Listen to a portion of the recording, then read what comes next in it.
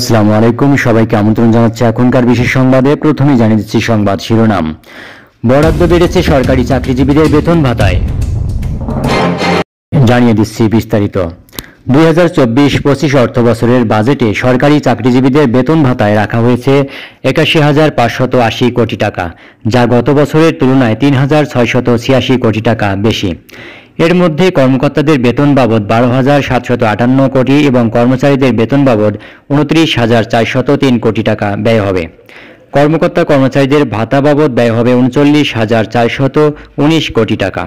2023-24 অর্থ বছরের সংশোধিত বাজেটে এ খাতে 77,894 কোটি টাকা ব্যয় হয়। এর আগে 2022-23 অর্থ বছরে ব্যয় হয় 63,851 কোটি টাকা। বৃহস্পতিবার জাতীয় সংসদের অধিবেশনে বাজেট বক্তব্যে অর্থমন্ত্রী আবুল হাসান মাহমুদ আলী এ তথ্য জানান।